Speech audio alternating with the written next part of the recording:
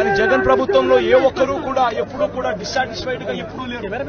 ఎందుకు లేరు అని అంటే కారణం జగన్ ప్రభుత్వంలో ఒక వాలంటీర్ వ్యవస్థ ఉండేది. జగన్ ప్రభుత్వంలో ఒక సచివాలయ వ్యవస్థ ఉండేది. ఈ వాలంటీర్ల వ్యవస్థ, ఈ సచివాలయాల వ్యవస్థ గ్రామ స్థాయిలో వార్డు స్థాయిలో మమేకమై ఉండేది.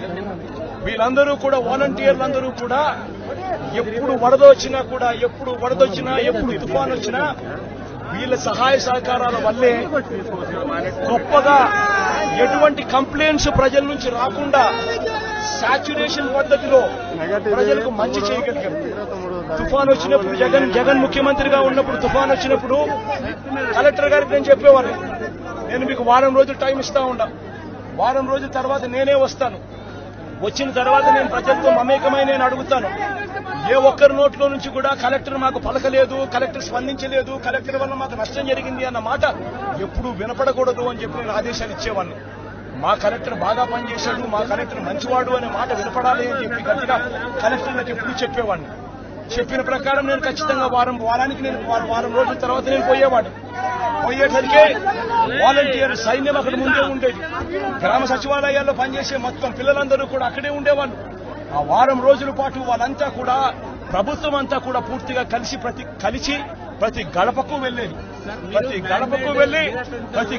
వెళ్లి సహాయ సహకారాలు అందిస్తూ మొట్టమొదటిసారిగా ఎప్పుడు విధంగా ప్రతి కుటుంబానికి 2,000 రూపాయలు సహాయం కూడా, ఆర్థిక సహాయం కూడా అందించిన పరిస్థితులు ఎప్పుడైనా ఉన్నాయి అంటే అది ఒక్క జగన్ ప్రభుత్వంలో మాత్రమే జరిగింది. అటువంటి కొత్త సాంప్రదాయాలను ముందుకు తీసుకొచ్చింది మనం, వాలంటీర్ వ్యవస్థను ముందర పెట్టింది మనం. సచివాలయ వ్యవస్థ, వాలంటీర్ వ్యవస్థతో పూర్తిగా ప్రతి గడపకు కూడా సహాయ సహకారాలు అందించగలిగాము. రిలీఫ్ క్యాంపులు తుఫాను వచ్చే నాటికే రిలీఫ్ క్యాంపులు ఏర్పాటయ్యేటివి. ముందుగానే లోతట్టు ప్రాంతంలో ఉన్న మనుషులందరినీ కూడా ముందుగానే రిలీఫ్ క్యాంపులకు ట్రాన్స్ఫర్ చేసేవాళ్ళము. రిలీఫ్ క్యాంపుల్లో అందరినీ కూడా బాగా చూసుకోవడమే కాకుండా రిలీఫ్ క్యాంపుల్లో బయటికి వెళ్లేటప్పుడు డబ్బులు కూడా 2,000 రూపాయల డబ్బులు కూడా సహాయం కూడా ఇచ్చి పంపించిన కార్యక్రమం కూడా అప్పట్లో జరిగేది. అప్పటికి ఇప్పటికి తేడా గమనించండి. చంద్రబాబు నాయుడు కూడా కనీసం ఇప్పటికైనా ప్రజలకు క్షమాపణ చెప్పి కనీసం చేయాల్సిన పనులు ఖచ్చితంగా చేయమని చెప్పి అడుగుతా ఉన్నాం.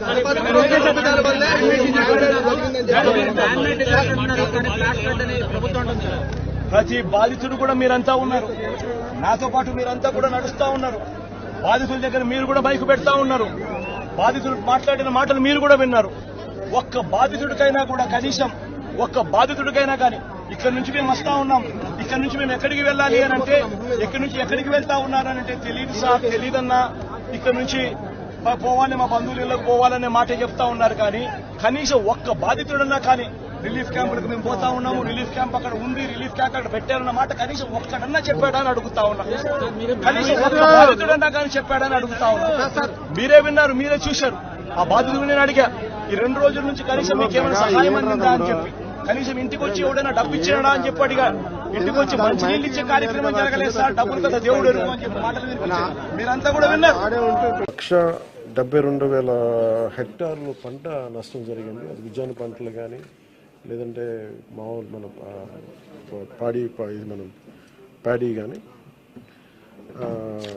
ప్యాడీయే దాదాపు 1,72,000 హెక్టార్లు, హార్టికల్చర్ వచ్చి ఒక 15,000 హెక్టార్స్ ఉంది. అలాగే 176 రీహాబిలిటేషన్ సెంటర్స్ని ఏర్పాటు చేయడం జరిగింది. దీనిలో ముఖ్యంగా ఈ దాదాపు 328 ట్రైన్స్ క్యాన్సిల్ చేయడం జరిగింది. 6,44,536 మంది ఈ వరదల వల్ల ఎఫెక్ట్ అయ్యారు. దాదాపు 193 రిలీఫ్ క్యాంప్స్ మెయింటైన్ చేయడం చేస్తున్నాం. అలాగే దాదాపు 42,707 మందికి రిలీఫ్ క్యాంప్స్లో అకామిడేట్ చేసాం. దాదాపు 194 మెడికల్ క్యాంప్స్ ఆర్గనైజ్ చేసాం. దీనికి ఇది ఇంకొక ఈ డేంజర్ ఇలా కంటిన్యూ అవుతుందా లేదని చూస్తుంటే ఖచ్చితంగా తగ్గుముఖం పడుతుంది. ఇది గాబరా పడాల్సిన అవసరం లేదు. అలాగే మేము సహాయ కార్యక్రమాలు పాపం అందరూ కూడా పిఆర్ పంచాయతీరాజ్ దగ్గర నుంచి స్టేట్ సిసోడియా గారి అధ్యక్షతన గౌరవ ముఖ్యమంత్రి చంద్రబాబు గారి ఆధ్వర్యంలో సహాయ కార్యక్రమాలు, స్టేట్ డిజాస్టర్ మేనేజ్మెంట్, అలాగే నేషనల్ డిజాస్టర్ మేనేజ్మెంట్ అందరూ ఒకటే ఇన్ ట్యాండెం కలిసి పనిచేస్తూ ఉన్నాను. సో దాదాపు ఈ సెంటర్కి 600 కాల్స్ టు 700 కాల్స్ వస్తూ ఉన్నాయి ఈ సెంటర్కి. ఎక్కడెక్కడ ఇబ్బందులు ఉన్నాయంటే అడ్రస్ చేస్తూ ఉన్నాం. అతి తక్కువ సమయంలో ఇంత ఎఫెక్టివ్గా పనిచేయగలిగాం. కానీ భవిష్యత్తులో ఇలాంటివి జరగకుండా ఉండాలని మేమందరం కోరుకుంటున్నాం. అలాగే ఆ దిశగా పనిచేస్తాం. ఇది ఒక రోజుతో కాకుండా ఇది రాత్రంతా పాపం సిసోడియా గారు కానీ అందరు కానీ ప్రతి పంచాయత్ రాజ్ కానీ అందరూ ఈ డిజాస్టర్ మేనేజ్ ప్రతి ఒక్కరి కాల్ సెంటర్స్లో ఉన్నవాళ్ళు మొత్తం అందరూ రాష్ట్ర యంత్రాంగం మొత్తం ఆల్మోస్ట్ ప్రతి ఒక చిన్నపాటి ఏరియా కూడా ఒక ఐఏఎస్ ఆఫీసర్ని పెట్టి సహాయ కార్యక్రమాలని ముందుకు తీసుకెళ్తా ఉన్నాం. అలాగే సిసోడియా గారు కూడా ఆయన అహిర్నిస్లో లాస్ట్ ఒక 72 గంటలుగా ఆయనకి నిద్ర కూడా లేకుండా ఇక్కడే కూర్చొని మొత్తం అహిర్నిస్లు అందరూ అప్రమత్తంగా దీన్ని పర్యవేక్షిస్తూ ఉన్నాం. ఇప్పుడు దీన్ని అనలైజ్ చేసి ఇప్పుడు ఎవరి తప్పు వీటన్నిటికంటే కూడా మేము అంటే మా ముందున్నది మేము ఎంత సహాయ కార్యక్రమాల్లో పాల్గొనగలం. అలాగే నేను ఈ సమావేశం తరఫున ప్రైవేట్ వ్యక్తులు కూడా మన పత్రికా ప్రకటన ద్వారా నేను మిమ్మల్ని అప్పీల్ చేశాను.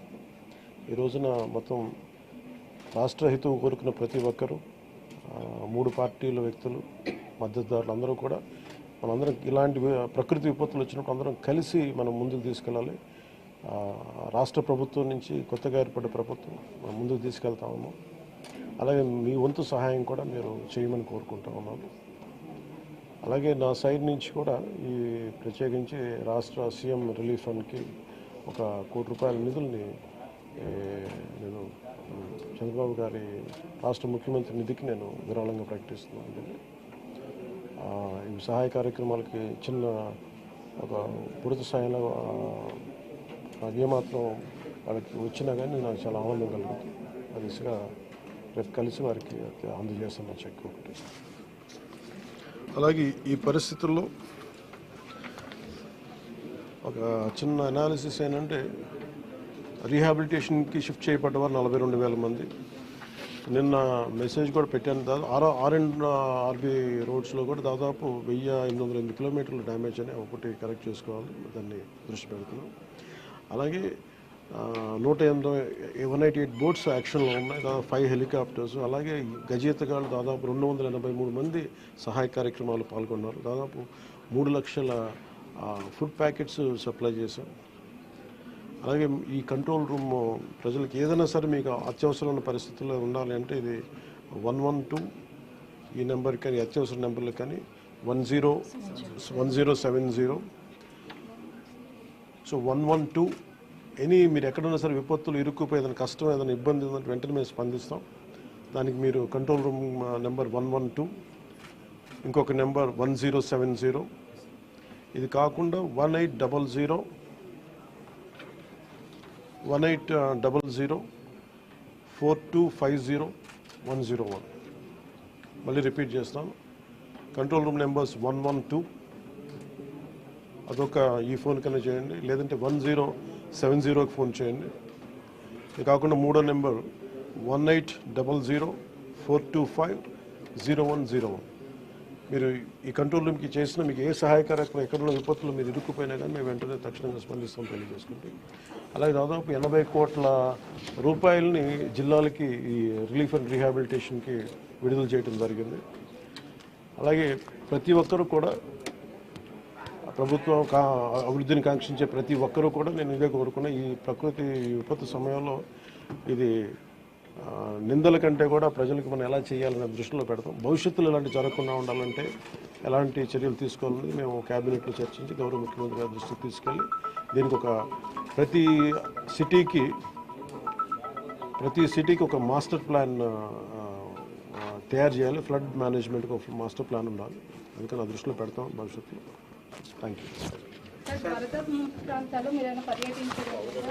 అంటే ఇది ముందు రోజే అనుకున్నాను. యాక్చువల్గా ఇది మా దృష్టికి ఏంటంటే ముందు 1వ తారీఖు అనుకున్నప్పుడు అందరూ ఏమన్నారంటే మీరు వస్తే ఇది మాకు ఈ రిలీఫ్ ఆపరేషన్స్కి ఇబ్బంది అయిపోద్ది, మాకు దయచేసి మీరు ఈ రిలీఫ్ ఆపరేషన్ మీరు అడ్డం అయిపోతారని చెప్పేసి వారి సూచన మేరకు నేను ఆగిపోవాల్సి వచ్చింది.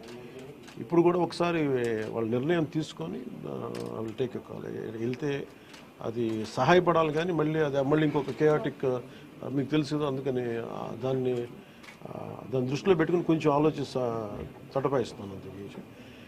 లేదు కొంచెం ఇబ్బంది లేదంటే ముందంటే మెయిన్ అధికారులు పాపం గత 72 గంటల నుంచి వాళ్ళు నలిగిపోతారు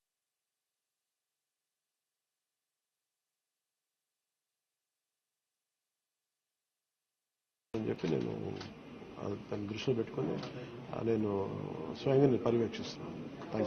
4 రోజులుగా పవన్ కళ్యాణ్ ఉప ముఖ్యమంత్రి రాలేదు, ఎక్కడ వెళ్ళని చెప్పి విపక్షాలు ఆరోపణ చేస్తున్నారు, బాధితులను పట్టించుకోలేదని చెప్పేసి ఆరోపిస్తున్నారు. ఏం చెప్తారు? ఫిజికల్గా మీకు కనిపించడం పద్ధతి అంటే వాళ్ళు ఏమనుకుంటారంటే నేను బోట్ వేసుకొని రెస్క్యూ చేయడం కుదరదు కదా, బాధ్యత లేకుండా ఎందుకుంటాం, అది ఏంటంటే అనాలి కాబట్టి అంటమే తప్ప. ఎంటైర్ మీరు చూస్తే మా పిఆర్ మెషినరీ, మన పిఆర్ పంచాయతీరాజ్ మెషినరీ మొత్తం ఎంటైర్ వర్క్ చేస్తాం మా సైడ్ నుంచి. అంటే అట్లేం కాదు సార్, ధైర్యం చెప్పడానికి కూడా రాలేదని చెప్పేసి వాళ్ళు ఆరోపణ చేస్తున్నారు కదా,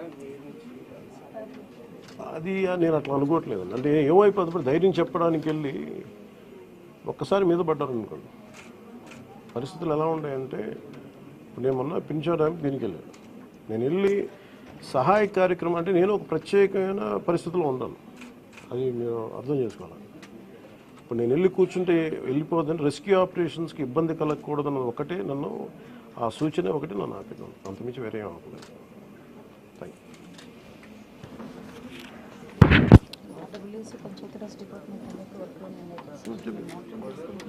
అలాగే నిన్నే చెప్పాను అంటే పంచాయతీరాజ్ కానీ, రూరల్ వాటర్ సప్లై కానీ, ఇంజనీరింగ్ డిపార్ట్మెంట్ కానీ ఇవి కన్సిస్టెంట్గా పనిచేస్తున్నాయి in tandem with rescue operations.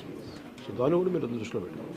Sir, Hyderabad తరహాలో ఇక్కడ చెరువులు అవన్నీ కబ్జాలు అవుతున్నాయి కదా, వాటి విషయంగా ఏమైనా మీ గవర్నమెంట్ దృష్టి పెడుతుంది? ఇప్పుడు ఇది సక్సెసివ్గా ఇప్పుడు మనం అంటే దీంట్లో ఒక ఇది ప్రతి ప్రభుత్వం తీసుకోవాల్సిన బాధ్యత ఇది. ఇప్పుడు దీంట్లో ఆల్రెడీ చెరువుల్లో కొంచెం నాలాల్లో కట్టేసినవి ఉంటాయి. అసలు ముందస్తుగా వ్యవస్థలు కనుక చాలా బలంగా పనిచేస్తుందంటే పర్మిషన్స్ లేకుండా ఎప్పటికప్పుడు అది ఒక విచిత్రమైన పరిస్థితుల్లో అందరం వదిలేస్తాం, నీళ్ళు రావట్లేదని. ఎఫ్టీఎల్లో ఇప్పుడు మన హైదరాబాద్లో కూడా చూస్తున్నాం కదా, ఫుల్ ట్యాంక్ లెవెల్లో ఉన్న చోట్ల రావులని చెప్పి లాస్ట్ 20 yearsలో రాలేదని చెప్పి ఇల్లు కట్టేశారు. ఎప్పుడో సరదాగా అది ఎప్పుడు ఈ జలవనరుల శాఖ ఎప్పటికప్పుడు ఇది కట్టద్దు, పర్మిషన్స్ ఇవ్వద్దని అంటుంది మళ్ళీ, కానీ దాన్ని స్థానిక మున్సిపాలిటీలు కావచ్చు, కార్పొరేషన్స్ కావచ్చు ఇచ్చేసిన పరిస్థితుల్లో మీరు హైదరాబాద్ చూస్తున్నారు. మనకు కూడా అలాంటి పరిస్థితులు ఉన్నాయి. ఇది సక్సెసివ్గా జరుగుతూ ఉండింది. దీన్ని ఎట్లా అడ్రస్ చేయాలనేది ఇది ఒక సోషల్ ఇష్యూ కూడా అవుతుంది.